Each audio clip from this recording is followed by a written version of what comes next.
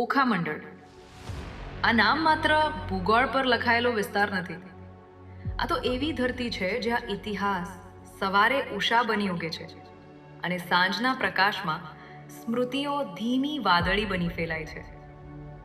અહીંનો દરેક પથ્થર કંઈ કહે છે કે ક્યારેક આ ભૂમિએ સ્વતંત્રતાની ચાદર પોતે ગૂંથી હતી.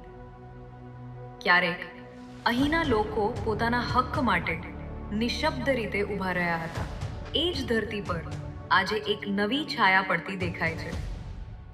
ઓખા મંડળનું હૃદય એટલે વસઈ, જ્યાં કૃષ્ણના આશીર્વાદ જેવી માટી દરેક ખેડૂતના હાથેથી સોના ઉગાડે છે.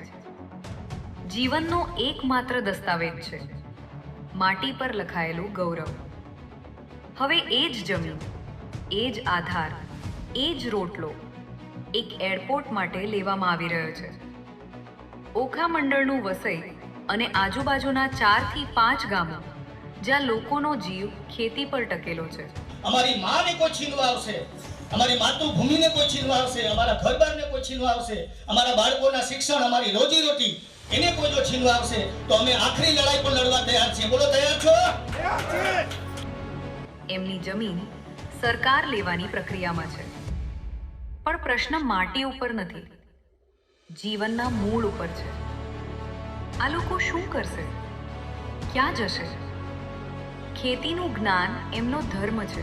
વાઘેરોએ ત્યારે પોતાની જમીન, પોતાની માતૃશક્તિ, પોતાની માતા બહેનો, ગાયો માટે પ્રાણ નિછોવર કરેલા છે. આ તો આપણી ઉપર આવી પડી છે. બીજા કામમાં હાથ અજમાવવાની તક તો છે, પણ એ માટે વર્ષોની તલવાર જેવી તૈયારીઓ જોઈએ, જે એમને કોઈએ આપી જ નથી. તે માટે આ વિરોધ માત્ર જમીનનો વિરોધ નથી, આ તો જીવન, પરંપરા, અસ્તિત્વ અને સ્વાભિમાનને સાચવવાની વિનંતી છે. આ મુદ્દો સંસ્કૃતિના નાશનો છે, ત્યાં સુધી આપણે જવાનું છે. વિકાસનો માર્ગ જો સંવેદનાથી પસાર થાય તો એ રસ્તો ક્યારેય કોઈને ગુમાવતો નથી. એટલું તો દરેકને સાથે લઈને આગળ વધે છે. કારણ કે આપણે ગાંધી ચિંધ્યા માર્ગે ચાલનારા માણસો છીએ. આપણે કોઈ લડાઈને કોઈ ફાઇટિંગમાં માંગતા નથી. ઓખા મંડળ આજે ફરી એક અવાજની અપેક્ષા રાખે છે. જય જવાન, જય જવાન. અવાજ જે ઉગ્ર નથી પરંતુ સમજણથી ભરેલો છે.